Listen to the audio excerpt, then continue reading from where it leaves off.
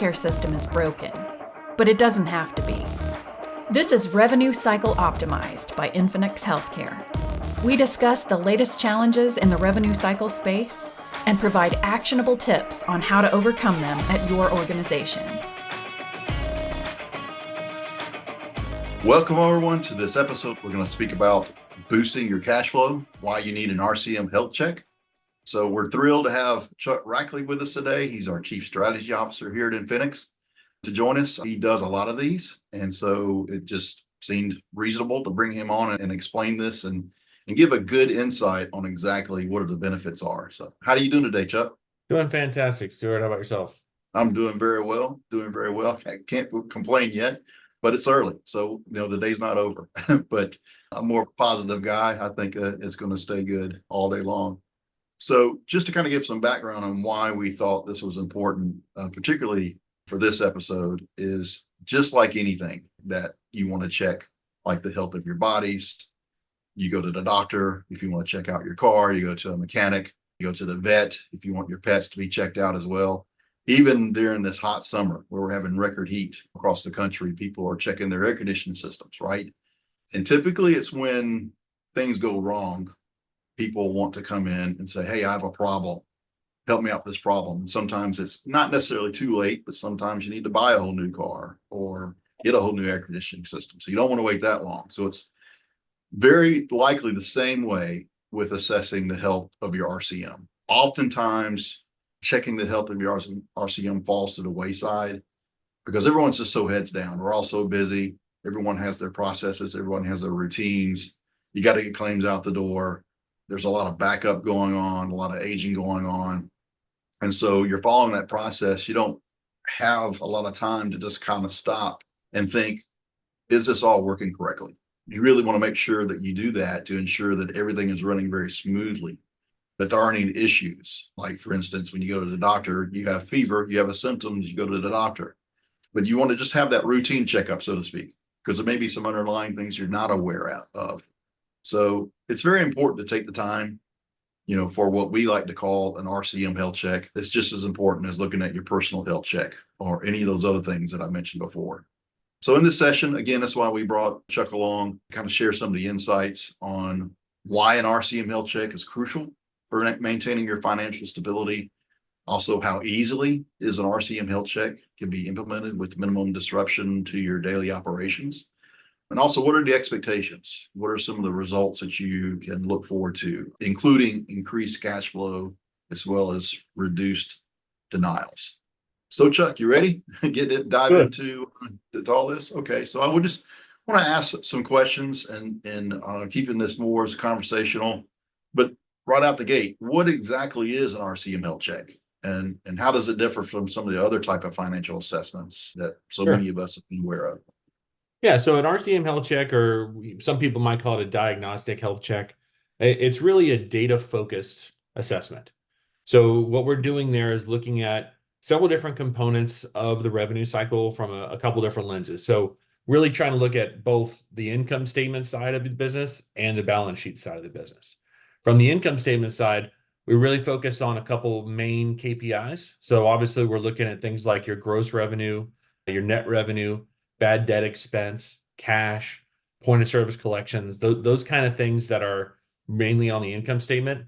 And then another one of those is denial write-offs will be there as well. On the balance sheet side, we're really looking at what is there from an AR acceleration perspective, mostly around our aging. So your Medicare through all your different commercials, patient aging, and looking at how it's aging against the date of service. So is it aging 60 out, 90 out, 180?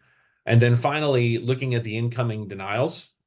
We kind of do a marrying job between what's in denial status, what's in AR status, what's unresponded, and really it gives us a pretty good picture of what is out there going on inside the organization.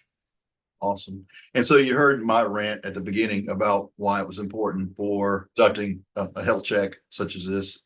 But I want to get your point of view on that. Why it's absolutely essential for healthcare practices to regularly perform an RCM health check. Well, I think the analogy you mentioned towards the end there on the importance of getting your own health checked is really important. And the thing that really struck home to me, being guilty of this myself, is I usually don't go to the doctor unless something's really hurting. Like, and it's pulling teeth to get me to go to the annual wellness visit. My wife would tell you. But the same thing applies here. Most of the time, people come to us in a panic, or they're really hurting from a balance sheet perspective. They got aging going crazy, or their CFO's on them for cash, and that's when they usually come to us for help. We call them hand raisers. They come in, I've got this problem. Can you help me fix it? And obviously, like you said, if it's getting to the point where you're noticing it, it's probably too late. It's Right. too late to be proactive. It's not the end of the world. Obviously, we can always turn things around. But typically, what surprises people the most is when we do one of these health checks on what they thought was a healthy revenue cycle, and we find several systemic things that are under the covers there. And that's the thing that really was I identified with in your analogy there, was how many times has people gone to a annual checkup and they find some debilitating disease that they need to kind of get in front of? Same thing Mhm. happens with RCM health checks all the time. So I can't tell you how many times we found a no auth issue, a coding issue, a payer that's underpaying on a consistent basis, or we find docs that are really delinquent in their charting. So all these things are very findable, but like you said, we're all so busy just drinking from the fire hose that a lot of the Right. kind of nuanced stuff passes you. Right. Make sense? Right. Yeah, because you can be hyper focused in the moment and hyper Sure. focused in the process where it becomes task oriented. It's hard to get that analysis and see, well, where are we? And where can Mhm. improvements can be. And you had mentioned earlier, when in describing what the health check really is and some of the things that were required, you touched on some of the data points like a balance sheet, Mhm. maybe some claims, maybe some 835s. Right. Can you elaborate a little more on what some of the common, what steps for this typical process in conducting the RCM health check? What are those main steps? Can you walk us through that? Sure. So what we typically do is supply a pretty standard data request. So it's going to go through all those points.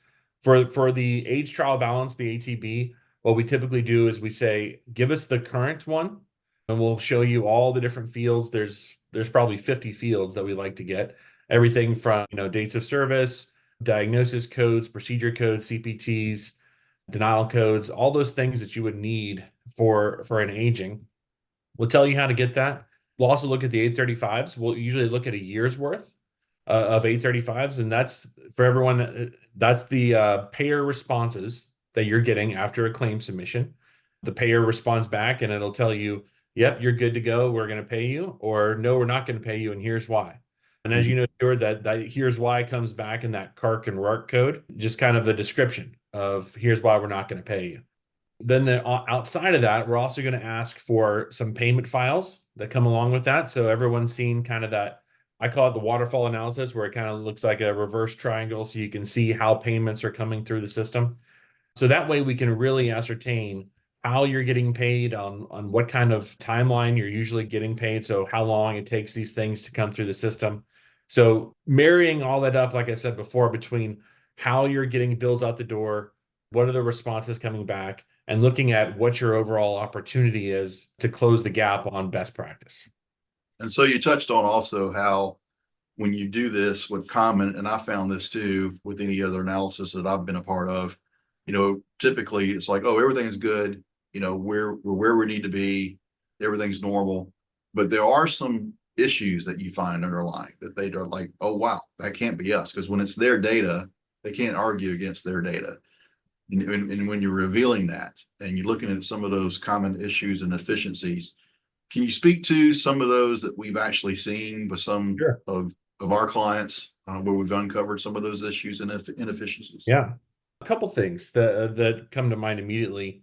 Probably the most common one is where we find big pockets of AR denials that are being ignored. It may not manifest itself, super obviously. So, as for example, let's say that an organization had an over 90 percentage that was really good. Let's say it was 18, 19%, and it was below industry standard, and they think everything's fine. But what they don't see under the covers there is that all the secondary accounts and all the accounts less than $100 are starting to pile up. And then Mm. all of a sudden you've got 10,000 accounts that are less than $100 and they're just a pain in the neck to go and get. Some people aren't even aware they're out there. So they're kind of looking just at the dollar amounts on these agings and then not really looking at the count and then the bifurcation, stratification on the balances. The other thing that I found really interesting is, when we have these conversations with clients, and we'll say, hey, how are you doing it on cash as a percent of goal? Or how are you doing on AR over 90, or denial write-offs as a percent of net revenue? We'll start to ask these questions. And I'll tell you, the response I get the most often is, I don't really track that. I'd probably have to go Oh, look. wow. Wow. And it's not that these people are great operators, but like we talked about, they have their eye on the ball of, just cash coming in the door and making sure it's consistent. But what's Mhm. really important in this health check is to put things in context. So yeah, here's all the numbers. Everyone can probably pull their numbers, but what they have trouble doing is putting it in context. So if I'm missing cash, if I'm going along in cash here and I have a dip, some people, rightfully so, they panic. It's like, what's going on with cash? But are we missing gross revenue from the previous month? Was there a claim issue the previous month?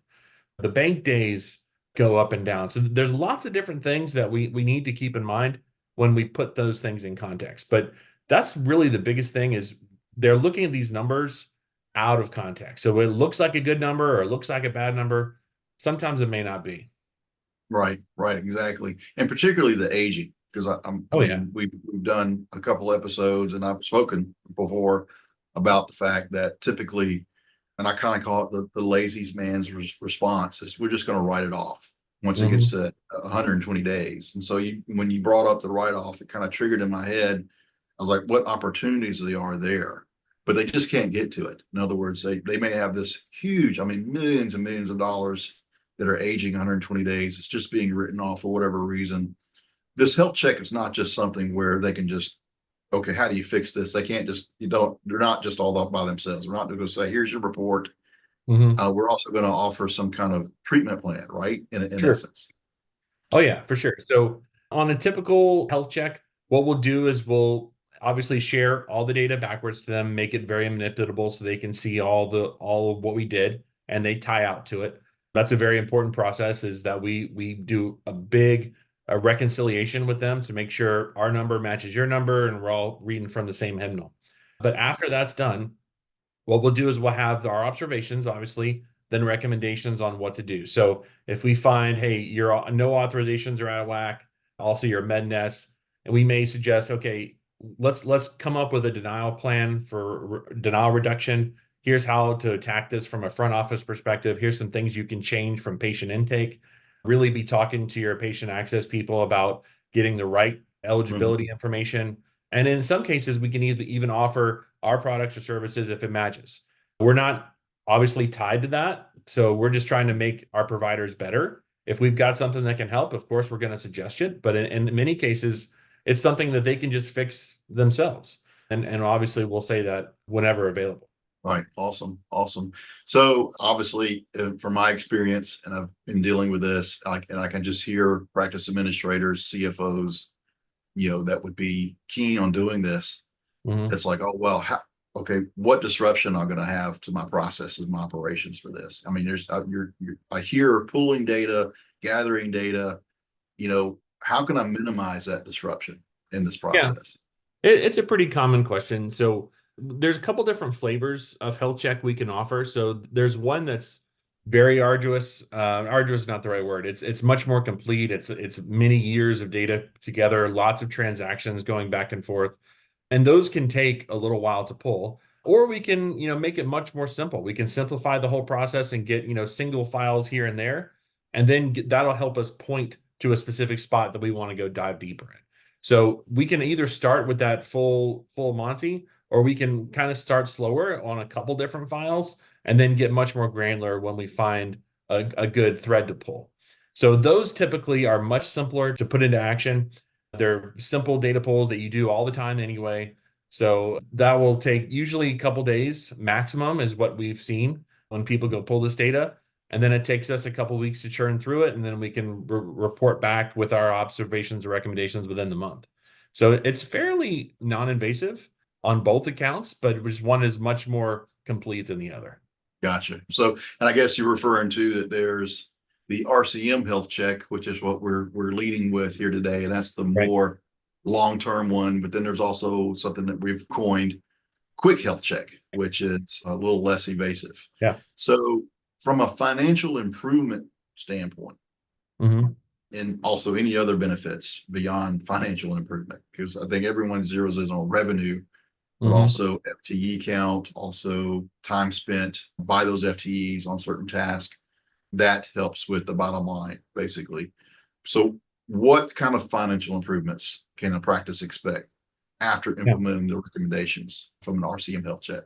Yeah. So when we talk about revenue, let's dive into that just for a second. So when people Right. talk about net revenue improvement after a big transformation, it's a misconception that if I just change these things, my revenue will improve. There's only a couple things that actually make revenue go up. So you can either do more stuff, you can charge more completely for it, but the revenue is the revenue. So it's you can do like a CDI engagement to, improve your diagnosis, whether it's inpatient or outpatient. You can do these things, but just to say if you just do these things, your revenue will improve. It's a little misleading that a Right. lot of advisors say.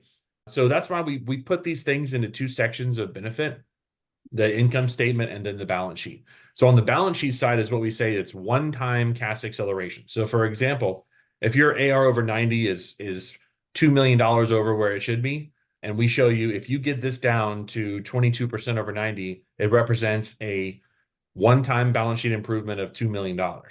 But Mhm. on the other side of that coin, if you eliminate these write-offs and bring this down to 1% of net revenue or some percentage of gross revenue, that's a recurring benefit. That's a much better type, right? So if we can Right. eliminate bad debt adjustment, we can eliminate denial write-off, we can increase our point of service collection. Those things are all they're going to be recurring, and you'll feel that on your P&L for a long, long time. On the balance sheet side, you kind of get one pop, and then you kind of maintain where you are. So it's important to break those two down.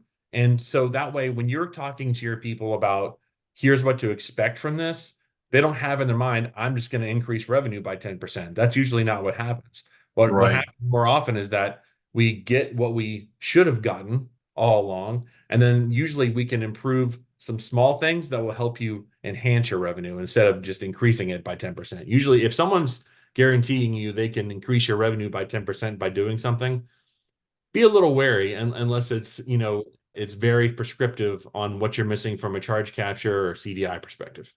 Right. Indeed. And it's really the difference between what you earn versus profitability. Correct. Profitability speaks to, what are your accounts going out? What are you paying? What are you paying this FTE? What are Mm-hmm. you paying vendors for subscriptions? Whatever your outgoing is. And if you can help mitigate that along with some of the revenue increases that you were just speaking to, then it just speaks to combined profitability. I think those are definitely, as you well put, two different things in and Yeah, of itself. and you just reminded me of something else. So the third kind of leg to that stool would be your FTE usage. So a lot of people forget to do this. So let's say you have 10,000 accounts in your ATB and you need X amount of people to go look at it. If we can bring that down to 3,000, you can either restaff those people to go do something else, or you can riff them completely and have an FTE savings. So there's a lot of that gets forgotten inside of the benefit analysis. Right. And even to flip that, I mean, because, we just did, I mean, I think what we hear also is there's still a shortage of Mhm. staff out there that people are trying to look for staff. So this could actually help you, prevent or stop looking for additional staff because now Mhm. you don't need it anymore because you're being more efficient with the staff you have, For sure. even though that revenue's increased. Awesome. So, I mean, that's basically the end, unless you have any further thoughts before we go to questions. If there was anything that we forgot to Yeah. allude on. I think my final statement here is just like we started, whether you do this with us or you do it with another firm or do it internally, the point is here is to get a cadence going so where you look at this stuff more regularly rather than just when it hurts. So Right. set up that cadence to look at how are we doing on cash as a percent of goal? How are we setting that cash goal? How does our balance sheet look?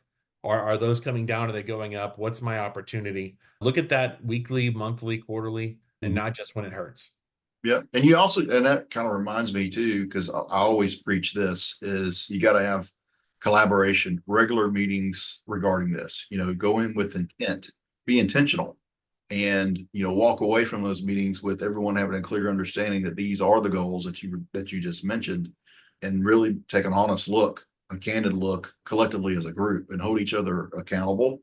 And it may require some education. Those tend to be a theme every time I speak on any given subject, whether it's E&M coding improvement or prior auth improvement, whatever the case may be. It's regular meetings, collaboration, collections, break out of the silos. And because it does involve more than just, the back end team that's handling denials, or it involves, the charge capture team. It involves the providers. It involves, those patient access teams, the intake team. So to me, that's also key too, is not only doing this check regularly, like you mentioned, but also share this knowledge and hold each other accountable for it. Right on.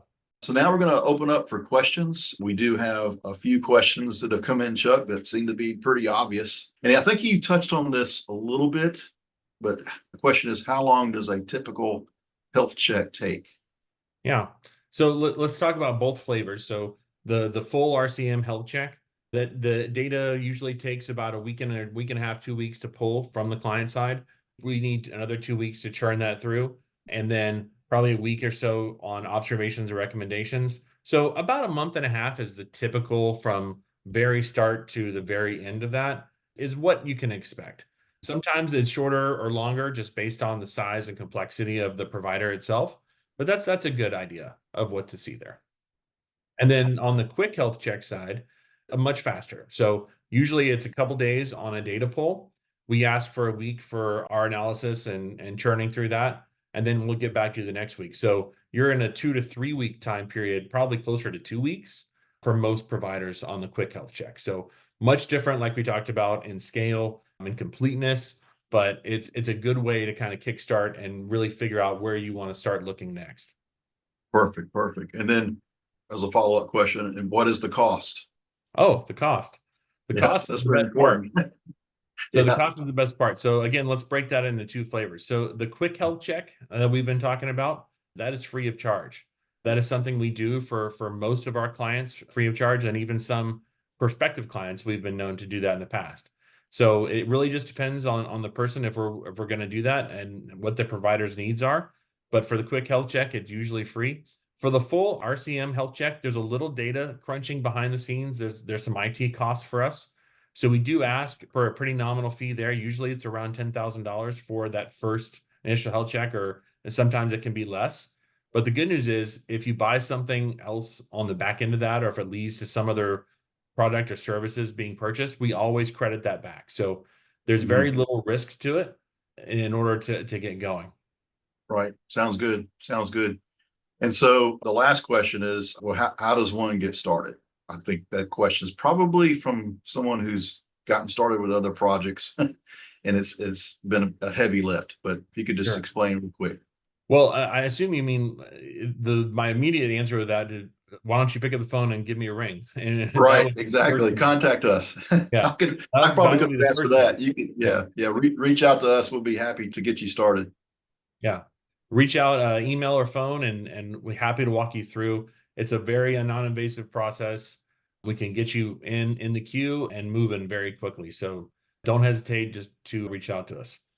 Right, right. Yeah. So you can go to our website. You can also, we have many ways in which you can fill out a contact form or request a demo. We'll be happy to walk you through if it kind of give you kind of a flavor of what you can expect in a demo process. You can also call me or Chuck, either one of us, get in touch with us through our website as well. There's phone numbers there. But we'll be happy to speak to you and get you in touch with the right people and get that process going. Absolutely. So with that, I think that wraps things up, Chuck. It's always good to have you on. Sure. We'll have you on more, believe me. So thank you for being with us today. And I'll really appreciate everyone who has attended as well. If you have any other further questions after we end this call, you can also reach out to us with additional questions regarding this episode or anything else. We'll be happy to answer them for you. Well, thanks everyone for attending. Nice to see you guys. Thanks for joining us. Subscribe to get notified when our next episode is online. For more information for how we can help you increase reimbursements at your company, check out our website at infinix.com. That's INFINX.com.